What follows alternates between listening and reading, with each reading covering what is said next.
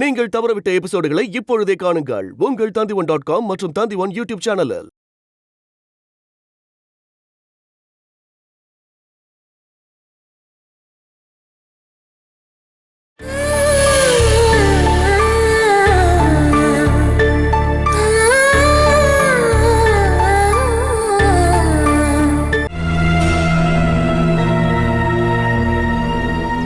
நீ எதுக்கு பாலா திரும்ப திரும்ப அடி வாங்கி சாகிறதுக்காக இங்கேயே வந்துட்டு இருக்க? நீ உன் பிறந்த வீட்டுக்கே போயிடலாம்ல.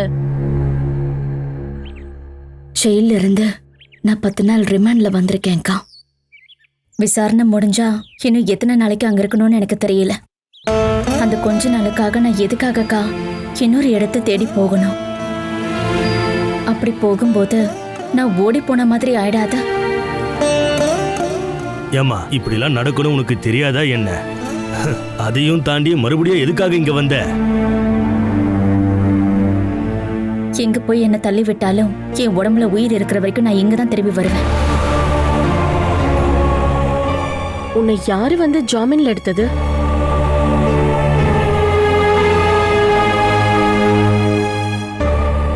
உன் மேல உண்மையாவே ஒரு அன்பும் அக்கறையும் இருக்க ஆளா தானே இருப்பாரு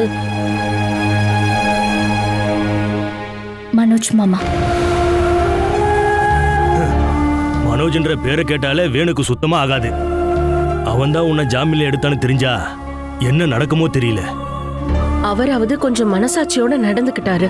தாலி கட்டுற புருஷன் ஒருத்தன் இருந்தான். அவன் கொஞ்சம் அதை திரும்பி பார்த்தானா? ஜெயிலே கடந்து செத்து தொலையட்டும் தானே சொன்னான். இவளுக்கு ஆயுசு கெட்டி அதான் திரும்ப வந்துட்டான். அவ மறுபடியும் சண்டை ஆரம்பிச்சிருவான்றத நினைச்சாதான் எனக்கு பயமா இருக்குமா. வேணுகோபால் எனக்காவது சண்டை போடாம இருந்திருக்காரா? அப்புறம் இன்னைக்கு மட்டும் ஆரம்பிக்காம எப்படி இருப்பாரு மாமா? நீங்க ஒரு வேலை செய்யுங்க மாமா. இங்க யாருக்கும் அது தெரிய வேண்டாம். இவகிட்ட இருந்து ஒரு கம்ப்ளைண்ட் எழுதி வாங்கிட்டு போய் மாதவர் சங்கம் கிட்ட போய் கொடுங்க. இது எல்லா பிரச்சனைக்கும் ஒரு தீர்வு கண்டிப்பா கிடைக்கும். நீ என்னமா சொல்ற? அதை விட நல்லது தானே மாமா நான் ஒரு டிவோர்ஸ் பெட்டிஷன்ல சைன் பண்றது. இப்படி திரும்ப திரும்ப அடி வாங்கி சாகிறதுக்கு எனக்கு பைத்தியமான நீங்க எல்லாருமே நினைக்கலாம். உங்க இடத்துல யாரு இருந்தாலும் அப்படிதான் நினைப்பாங்க. ஆனா இப்படி கொடூரமா அடி வாங்குற எந்த ஒரு பொண்ணும் தப்பிச்சு போகணும்னு நினைக்கவே மாட்டா. அவங்களுடைய மனசுல 2 விஷயம்தான் இருக்கும். இதுதான் என்னுடைய விதின்னு நினைச்சு மனசை தேத்திக்கலாம். இல்லனா கொடுமை பண்றவனை கொன்னு பொண்ணுங்கிற நினைப்பு வரும். நான் 2வதா சொன்னது செய்யறதுக்கு தைரியம் இல்லாததுனால என்ன மாதிரி இருக்கிற பல பெண்களும் முதல்ல நான் சொன்ன மெத்தடை ஃபாலோ பண்ணுவாங்க. விதி தலையெழுத்து என்னவோ அது அப்படியே நடக்கட்டும்னு விட்டுருவாங்க.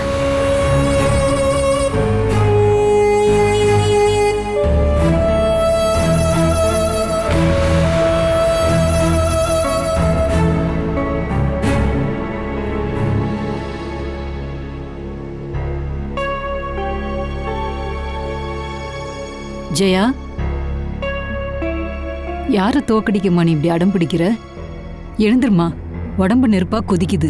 அப்படி ஒரு சூடா இருக்கு. இங்க பாரு, இந்த சுக்கு காப்பி குடிச்சாலும் ஜுரம் போகாது. மனோஜை நான் தான் வர சொல்லியிருந்தேன். எதுக்குத்த? நீ இங்க அடம் பிடிச்சி படுத்திருப்ப. ஜுரம் ஜாஸ்தியாகி ஏதோ ஒன்று ஆயிடுச்சுன்னா நீ ஏமா எனக்கு கால் பண்ணி சொல்லலன்னு என்கிட்ட தானே கேட்பான். அம்மாடி, பாலாவோட பிரச்சனை எல்லாம் முடிஞ்சு போச்சு. அவ இப்ப வீட்டுக்கும் வந்துட்டா. இப்ப அந்த விஷயத்த பேசி நீங்க 2 பேரும் சண்டை போடாதீங்க. என்னாச்சு ஜெயா? நான் காலையில போகும்போது நல்லா தானே இருந்தா? காலையில இருந்தே டயர்டா தான் இருக்கா. அது எப்படி ஏதோ மகாபாதகம் பண்ண மாதிரில 2 பேரும் பிரிஞ்சிருக்கீங்க. ஒருத்தருக்கு ஒருத்தர் சந்திக்க கூட நேரம் இல்ல. ஜெயா, எழுந்துச்சு ரெடியாகி வா, நம்ம ஹாஸ்பிட்டல் போலாம். நான் எங்கேயும் வரல. ஜெயா, உனக்கு நல்லா ஜுரம் அடிக்குது. இதுக்கு மேல நீ என்ன பிடிவாத பிடிச்சாலும் சரி, நான் ஒத்துக்கவே மாட்டேன். ஒழுங்குமுறையதே இப்ப நீ என் கூட வரலன்னா உன்னை தூக்கிட்டு போயிடுவேன். நான் எப்படி போனா உங்களுக்கு என்ன? நான் டேப்லெட்டும் எடுத்துக்கிட்டேன். இதோ சுக்கு காஃபி குடிக்கிறேன், சரியாயிடும். நீங்க ஒன்றும் அக்கறை காட்ட வேணாம். என்னடி காஃபி சாப்பிட்டேன் டேப்லெட் சாப்பிட்டேன்னு சொல்லிட்டு இருக்க? நீ என்ன பெரிய டாக்டரா சொல்லு? நான் தான் எங்கேயும் வரலன்னு சொன்னேன்ல. அம்மா, நீங்க ஒரு 2 நிமிஷம் வெளியே நில்லுங்க. மனோ, அட நீங்க போங்கம்மா. இவ இப்படிலாம் சொன்னா கேட்க மாட்டா. நீங்க இப்படி வாங்க, போங்க.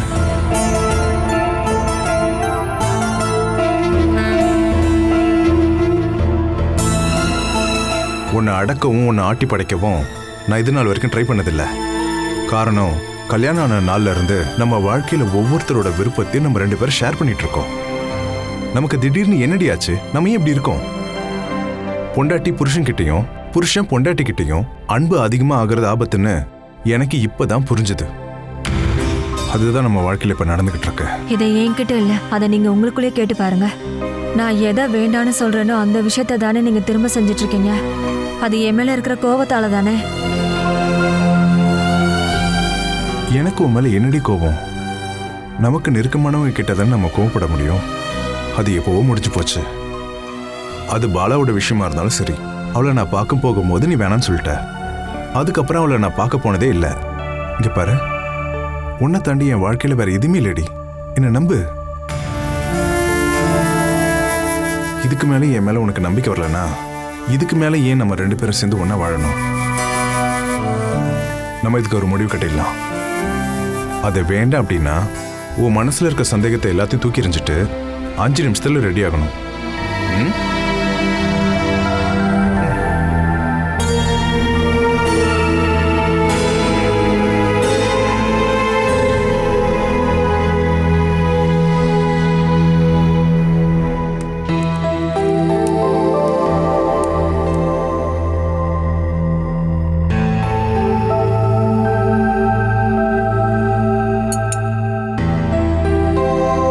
இப்போதைக்கு இதை சாப்பிட்டு பசி அடக்குங்க. கிச்சன்ல இருந்து எந்த ஒரு பொருளையும் வாங்கிட்டு வர முடியாதுங்க. உண்மையை சொல்லணும்னா எனக்கு இந்த ரூமை விட்டு போகவே பயமா இருக்கு. இந்தாங்க. இப்படிலாம் பயந்தா எப்படி? உன்னை ஏதாவது ஏடா கூடமா பேசினாரோ திட்டினாலோ உடனே ரியாக்ட் பண்ணு. மற்ற விஷயத்தெல்லாம் நான் பாத்துக்கிறேன். எதை பாத்துக்க போறீங்க? அது எந்த பிரச்சனையும் தான் நான் பாத்துக்கிறேன். உங்களுக்கு இந்த பூசணிக்காய் உடம்பு மட்டும்தான் இருக்கு. தைரியங்கிறது கொஞ்சம் கூட உங்களுக்கு கிடையவே கிடையாது. சும்மா சும்மா பாக்காதீங்க. இப்ப நான் சொன்னதுதான் உண்மை. ஒரே ஒரு தடவையாவது நீங்க ஸ்ட்ராங்கா இருந்தீங்கன்னா வேணுமாமா எந்த பிரச்சனைக்கும் வரமாட்டாரு. தேவையில்லாம பிரச்சனை பண்ணா நல்லா அடி உத கிடைக்கும்னு அந்த ஆளுக்கு தோணி இருக்கும். அது இல்ல, அவரு என்னோட அண்ணனாச்சே. அந்த ஆளுக்கு முடியாதப்போ அப்படியே வெளியே தூக்கி எறிஞ்சிட்டு வந்தீங்கல்ல, அப்ப இருந்த தைரியம் எங்க போச்சு? அது உங்ககிட்ட தப்பா நடந்துக்கிட்டா சும்மா இருக்க முடியுமா? அதனாலதான் நான் அப்படி பண்ணேன். அன்னைக்கு நீங்க அவருக்கு பண்ணீங்கல்ல, அதுதான் அவர் இன்னைக்கு பண்ணிட்டு இருக்காரு. அவர் முன்னாடி போய் நிக்கவே பயமா இருக்கு. நீ தைரியமா இரு. பொம்பளைங்களை தொட்டா கேஸ் வேற மாதிரி ஆயிடுன்னு அவருக்கு நல்லா தெரியும். அதனாலதான் கொஞ்சம் கூட ஈவு இறக்கமே இல்லாம ஒரு கர்ப்பிணி இப்படி போட்டு அடிக்கிறாரு. அது அவரோட பொண்டாட்டி இல்ல. ஒன்ன தொட்டா கேஸே வேற இல்ல. கொஞ்சோண்டு சரக்கு அடிச்சிட்டு வந்து என் மண்டையை உடைச்சதுக்கு அப்புறம் கம்ப்ளைண்ட் கொடுத்தா என்ன பிரயோஜனம்? எனக்கு இங்க பயப்படாம வாழணும். அதுக்கு அந்த ஆள் இங்க இருக்கவே கூடாது. என்ன, அதுக்கு ஏதாவது பண்ண முடியுமா? அத சொல்லணும்னா கொஞ்சம் யோசிக்கணும். நீங்க சீக்கிரமா யோசிச்சு ஒரு முடிவு எடுத்தீங்கன்னா அது ரொம்ப நல்லது. இல்லனா இந்த காஞ்சு போன ரொட்டியை தின்னுட்டு நம்ம வாழ்க்கை இந்த ரூம்லயே கழிஞ்சிரும்.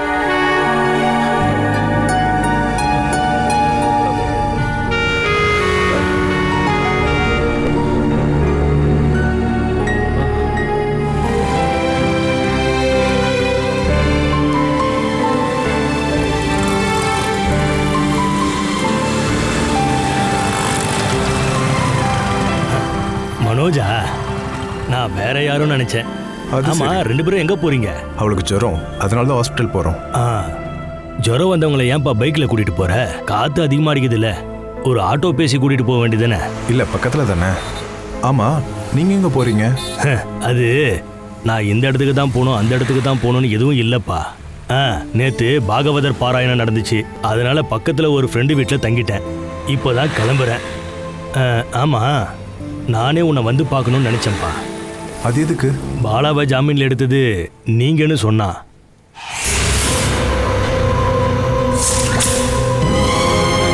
உன்னை நேர்ல பார்த்து நன்றி சொல்லணும்னு நினைச்சேன்ப்பா. புருஷனும் சொந்த அப்பா அம்மாவும் உதவி பண்ணாத நேரத்துல பெரிய மனசு பண்ணி பாலாவை ஜாமீன்ல வெளியில கொண்டு வந்துட்டீங்கல்ல, அதுக்கு நான் மனசார நன்றி சொல்லணும் தம்பி.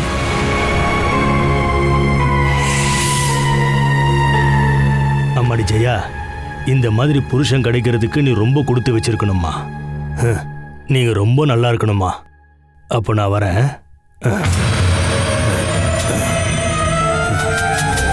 ஜெயா, ஜெயா ஒரு நிமிஷம் வெயிட் பண்ணு. ஜெயா, எங்க போற? ஜெயா நில்லு.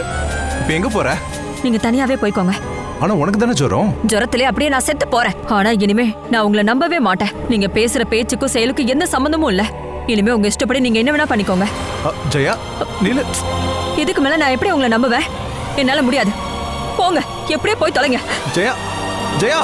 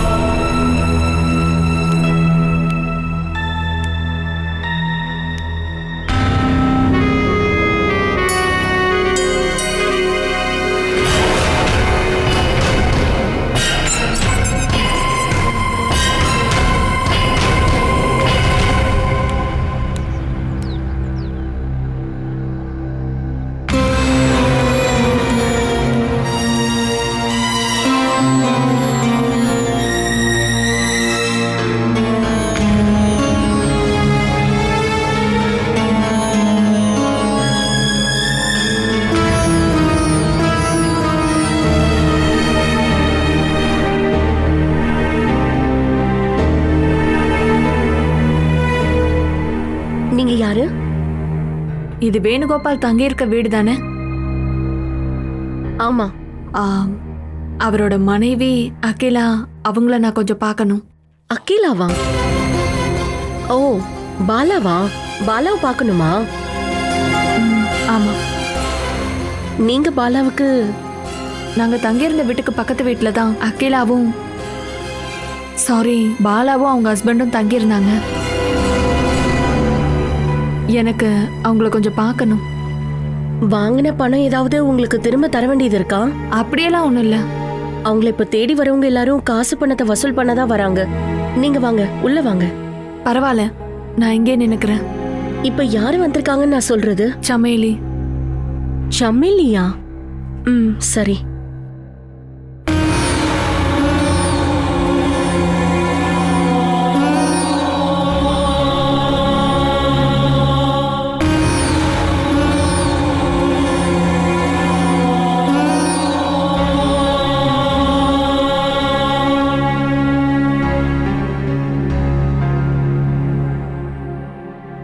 பாலா, உன்னை பாக்குறதுக்கு யாரோ வந்திருக்காங்க, வெளியில நிக்கிறாங்க.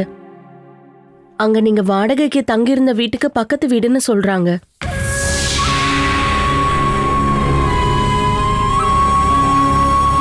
யாருன்னு நீங்க கேட்கலையா? எதுக்கு வந்திருக்காங்களா? உன்னை பார்க்கணும்னு சொல்லிதான் வந்திருக்காங்க. கொஞ்சம் வித்தியாசமான பேரை தான் சொன்னாங்க. அது என்னமோ சமேலி.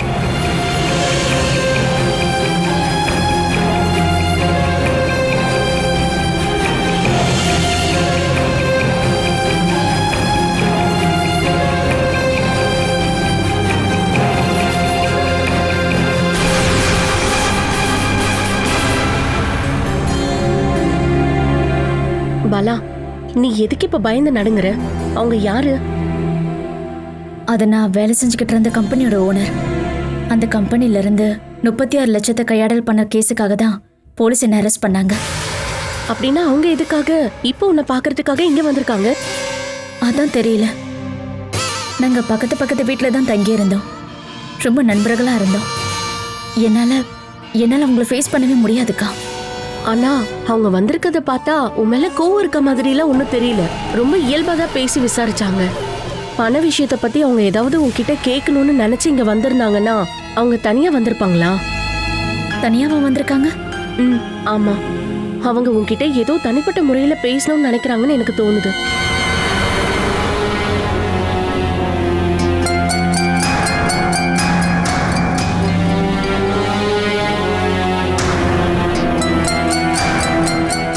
பாலா, நீ எதுக்காக இப்படி பயந்து நடுங்குற? நீ இப்படி பண்றத பார்த்தா அந்த பணத்தை நீ தான் திருடின மாதிரி இருக்கு. எனக்கு தெரிஞ்ச ஒருத்தர் தான் சமிலியோட ஹஸ்பண்ட். நான் தான் பாலசுதான்னு அந்த ஆளுக்கு தெரியாது. இந்த கேஸ் வரும்போது நீ அகிலா இல்ல பாலசுதான்னு எல்லாருக்கும் தெரிஞ்சிருக்கும் இல்லையா? அதுதான் எனக்கும் பயமா இருக்கு. அந்த விஷயம் அந்த ஆளுக்கு தெரிஞ்சா என்ன? அவரு ஒன்னும் உன்னோட முன்னாள் காதலன்லாம் இல்லல்ல.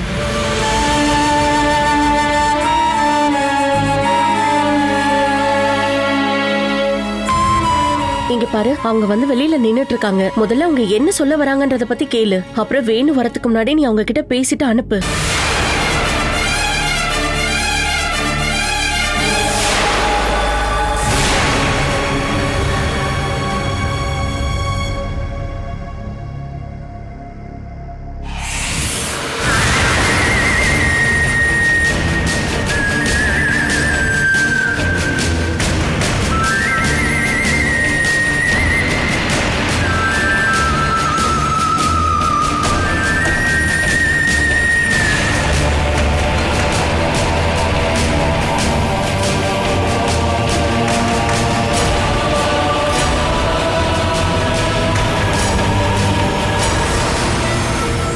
எடுக்கல.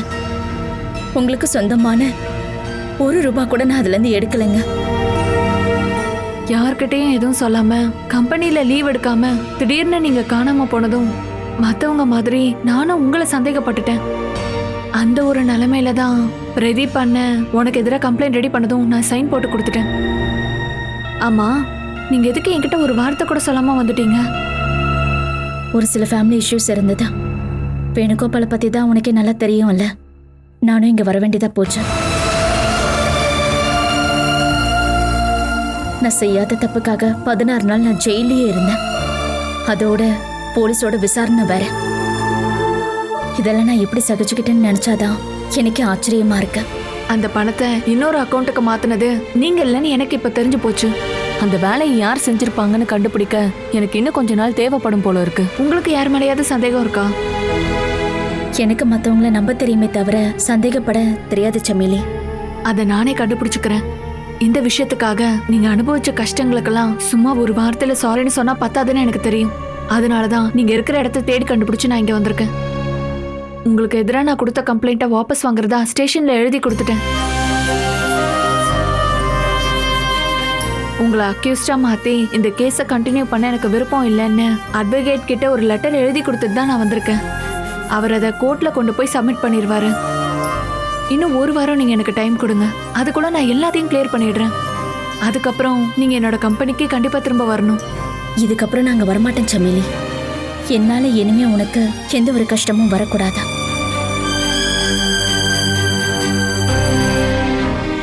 நான் நிரபராதின்னு இப்போ உனக்கு புரிஞ்சிருச்சுல்ல?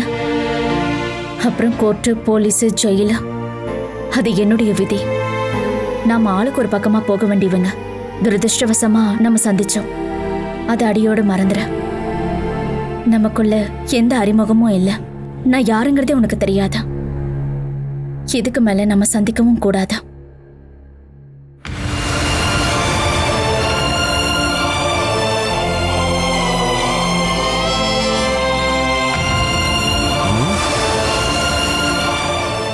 இது யாருமா புதுசா இருக்கு?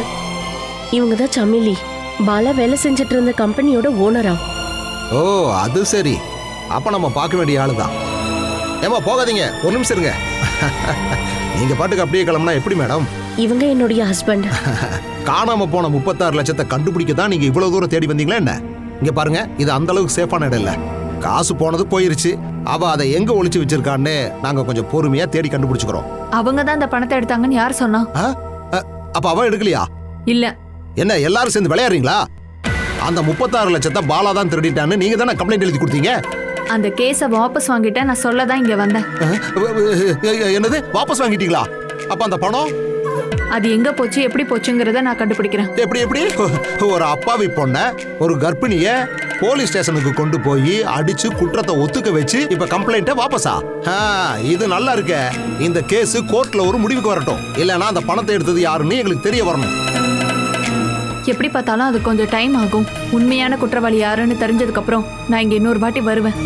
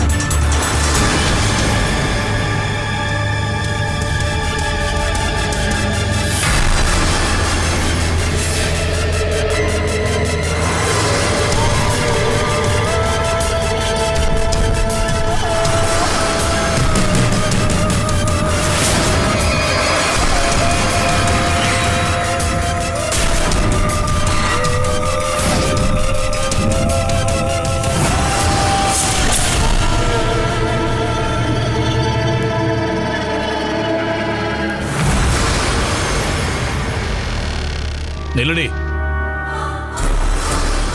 உன் கூட்டாளிய நலம் விசாரிக்க வந்தியா இல்ல உனக்கு நஷ்டமான காசை கேட்க வந்தியா? டேய் வேணு, இவங்க பணத்தை எடுத்தது பாலா இல்லைன்னு சொல்றாங்க. அப்ப அதை யார் எடுத்தா? அவ்வளோ பெரிய தொகை எங்க போச்சுன்னு தெரியாம என்னோட மண்டையே வெடிச்சிரும் போல் இருக்கு. அந்த பணம் எங்க இருக்குன்னு இவங்களை சொல்ல வச்சே ஆகணும்டா. டேய் வாயை திறந்து இவங்ககிட்ட கேட்டு பாடுறா. உண்மைதானடி? அது செஞ்சது உங்க பொண்டாட்டி இல்லைன்னு என் மனசு சொல்லுச்சு. அதனால நான் கேஸை வாபஸ் வாங்கிட்டேன். நீ செஞ்ச தப்புனால பாதிக்கப்பட்டது ஏன் பொண்டாட்டி தான். அந்த தப்பை திருத்த தான் நான் இங்க வந்தேன். நான் உங்க பொண்டாட்டியை பத்தி விஷயத்த சொல்லிட்டேன். கேளு கேளு கேளு. நீ அப்படி சாரி சொல்லிட்டுலாம் தப்பிச்சு போயிட முடியாது. நீ கொடுத்த கேஸால ஊரு முழுக்க நான் தாண்டி அவமானப்பட்டேன். 14 நாள் என்னோட பொண்டாட்டி ஜெயிலுக்குள்ள இருந்தா. அது எல்லாத்துக்கும் நஷ்ட ஈடு கொடுத்துட்டு அப்புறம் இங்க இருந்து போ. என் மனசாட்சிக்கு கட்டுப்பட்டு தான் நான் இவ்வளவு தூரம் வந்தேன். உங்களுக்கு நஷ்ட ஈடு வேணும்னா நீங்க கோர்ட்டுக்கு போங்க. போறாங்கடா. இது தாண்டி என்னோட கோர்ட்டு. எனக்கு ஒரு முடிவு சொல்லாம உன்னை இங்கிருந்து விட மாட்டேன்டி. என் கையை விடுறா. கையை விடு. எனக்கு நஷ்ட ஈடு கொடுக்காம உன்னை இங்கிருந்து போக விட மாட்டேன்டி. டேய் வேணு, டேய் என்ன காரியம்டா நீ பண்ணிக்கிட்டு இருக்க? விடுடா கைய. என்னோட குடும்ப விஷயம், நீ இதுல தலையிடாத. விடுடா, கையை விடு. மிரட்டுறது நல்லா இருந்தாலும் உன்னை கையை பிடிச்சிட்டு போலீஸ் ஒன்று தூக்கிட்டு போயிடும். உன் கூட நின்னதுக்கு என்னையும் தூக்கிட்டு போயிருவாங்க. டேய் கையை விடுறா, கையை விடுன்னு சொல்றல. டேய் விடுறா. என்ன பிரச்சனை வந்தாலும் நான் சமாளிச்சுக்கிறேன். சொல்றே. அங்க என்னடி நடக்குது? அத்தை, அந்த லேடி பாலாவை பார்க்க வந்தாங்க. வேணு உங்களை தொந்தரவு பண்றாங்க. அட கடவுளே, மறுபடியும் வன்கொடுமை கேஸ் அது இதுன்னு உள்ள போயிடுவானா? நஷ்ட ஈடு கொடுத்துட்டு அதுக்கப்புறம் நீங்க இருந்து போடி. டேய் விடுறா, அந்த பக்கம் தள்ளி போடா. அவ கையை விடுறா. நீ யாருமா? இவதான் பாலாவை ஜெயிலுக்கு அனுப்புறவ. வேணு, அதுக்கு பிராயச்சித்தம் செஞ்சுட்டு அதுக்கப்புறம் நீங்க இருந்து போடி. அவங்க கிட்ட எடுத்து சொல்லுடா. டேய் டேய் வேணு, விடுடா விடுடா, அவளை சொல்றதே கேளுடா. டேய் விடுடா. இவங்க போலீஸ்ல கம்ப்ளைண்ட் பண்ணா நீ உள்ள போய்டுவ சொல்லிட்டேன். அது இவங்க இங்க இருந்து போனாதானே? இப்படி பைத்தியக்காரத்தனமா எதுவும் பண்ணாத. டேய் இது வேற மாதிரி கேஸ் ஆயிரும்டா. மரியாதையா என் கையை விடு. இல்ல நீ நாளையில இருந்து முட்டி போட்டு தான் நடக்க வேண்டியதா இருக்கும். ஆஹா, நீ அவ்வளவு பெரிய ஆளுதான் என் காலை வெட்டி காட்டுறீ பார்க்கலாம். டேய் வேணு, டேய் விடுறா. டேய் சமேலியே விடுன்னு சொன்னேன்.